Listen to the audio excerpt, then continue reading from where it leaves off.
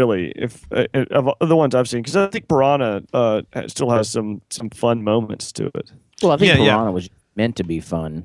Right, and that's why it has some fun Yeah. parts too. Some of them don't work, is the thing. But, Sure. And this kind of marries those two kind of ideas together. Like this one has some.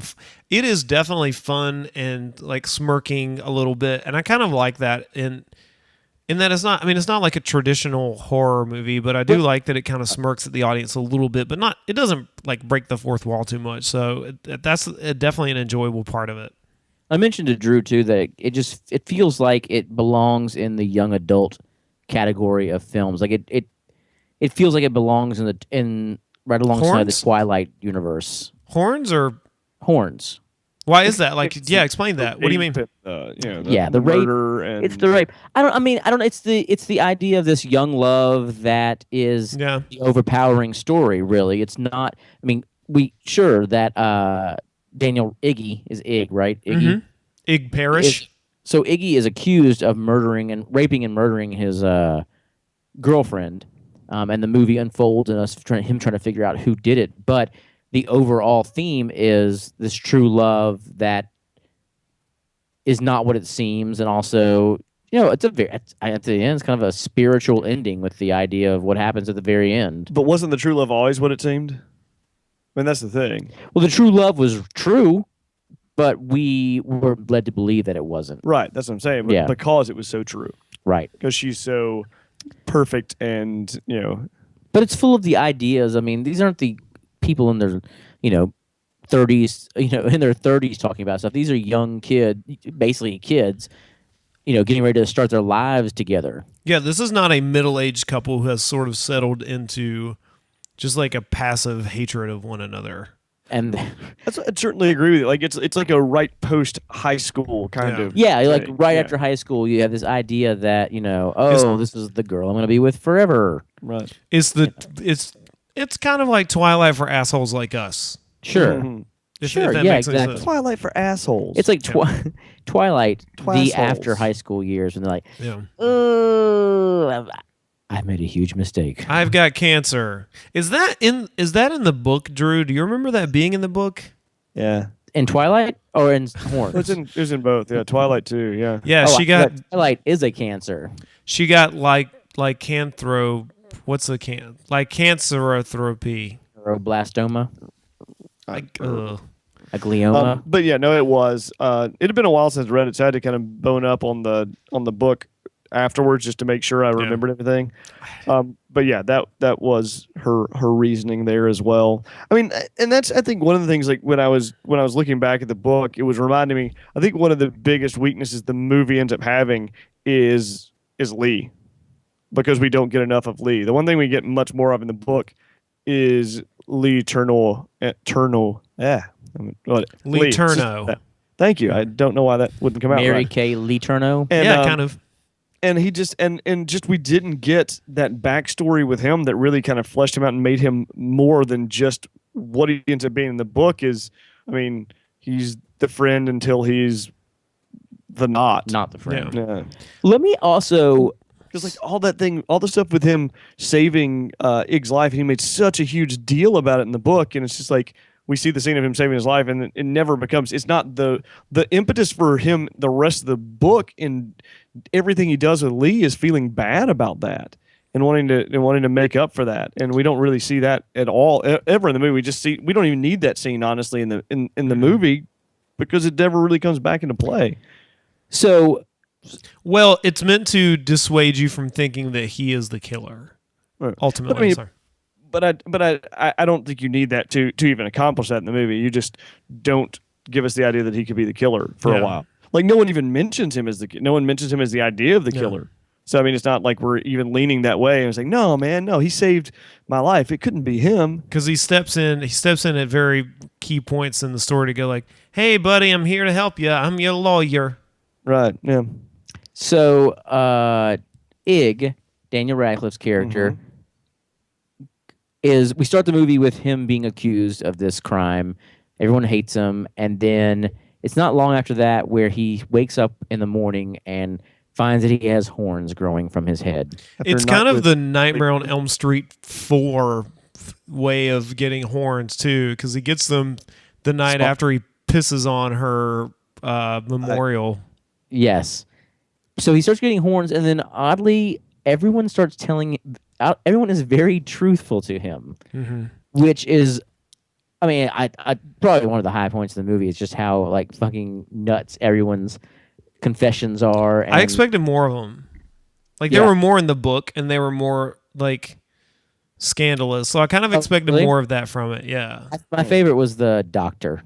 Yes. When he's like, "Oh God, you patients are all assholes." It's always about you.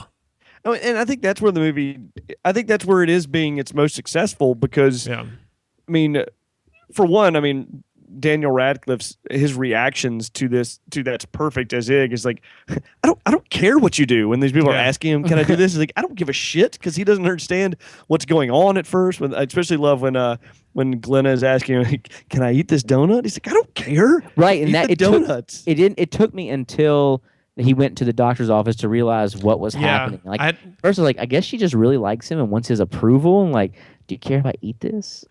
Yeah, Kate had the same thing. She was like, is she because she likes to figure out movies, so she was like, is she the killer? Is she crazy? Is that why? I was like, so I kind of had to explain the premise to her.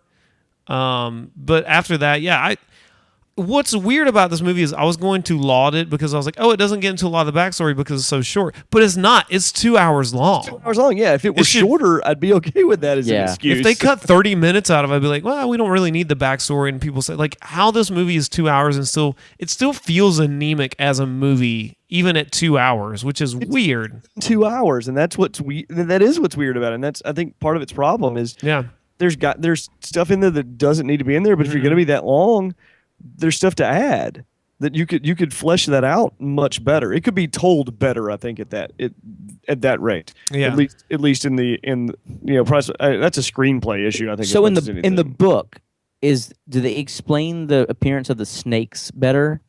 No. No. They just kind of appear like they follow him, and the book is. I mean, the movie is like. Filled with religious imagery. It doesn't feel as sort of cornpone in the book as it does in the movie. Like whenever you see the restaurants like Eve's Garden, you're like, oh, okay, this isn't a video game, BioShock. So it feels less overt and obvious in the book for some reason, but in the movie, it's like, oh, here's more snakes, I guess, because that's obviously, and like it got really corny for me at the end when he picks up a pitchfork and like, oh fuck yeah, that's really obvious, isn't it? He's literally becoming the devil. And is that the thing? Is he supposed to be the devil or a demon? No, I mean it's not. I mean it's these whole ideas are coming up in it, but I don't think it's ever really established that he was. That's what I was going to pull up. Would you be okay with that gift? What do you mean? People giving you the truth, like just the honest truth. No, yeah, technically they're not getting about him. If I could add the cool horns to go along with it, sure. Okay, the whole thing. You get the horns and everything. Horns, yeah. I wouldn't want that at all. Like I wouldn't want.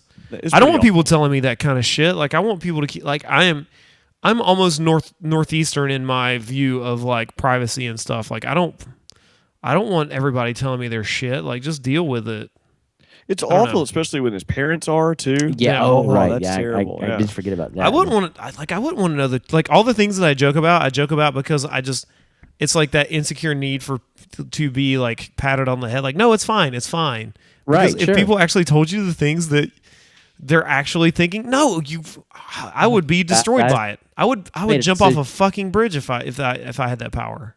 So I'm going back up to see my family on Thanksgiving for a week. I'm going to pretend like I'm Daniel Radcliffe in horns and just be. Are you going to wear your horns? I'm going to wear my horns, and I'm just going to be completely honest the whole time. Like, wait, but it's impossible. That's not how it works. He wasn't completely honest. But I'm not going to try to explain the movie to them. So I'm going to do that. Like I mean, I went through a phase like that where I was like, I'm just going to be completely honest with people and just be forthright and upfront. Could you imagine what an asshole Tyler was during that time? But not in talks to you. Not in that sort of like stream of consciousness, like William Faulkner on display kind of way. But just like if someone asks me a question, I'm just going to be honest and say like whatever. And it's just that shirt is ugly. It it is easy to say that you can do that, but I don't think that's any more virtuous than like telling shades of lies. Like I think telling shades of lies is in some ways more virtuous than just being blunt and honest at all times. Like I try to be as honest as possible, but there are times when I just don't tell the entire truth because it just doesn't improve the situation. It doesn't improve like how I am interacting with this person. So I just feel like this sort of honesty is crazy. No, I agree. I mean, I agree there. I mean, with exactly what you're saying. I mean, there's something to be said for the little white lies of life that allow us to go through and exist in society. I mean, granted, some of those people were covering up some big fucking fat black lies, but that was, but I also don't have like you didn't a murder secret, someone. yeah, like I don't have like a secret addiction. Like I don't have some compulsion like I'm lying because I want to be on TV. I deserve my own reality show. So what I get from this conversation is what you're saying is when someone says, "How does this look?" and you say, "It's fine." We know what you really think. I mean, that's sometimes you just want to get out of the house. Right. How does this look? It's fine. Let's go. Let's go. I mean, I don't know. Like it sort of greases the wheels of like just moving things along. Like, can you imagine how things would grind to a halt if you were just like, go put on something else? Oh God, you look like shit. Go back in. I'm not going out like this.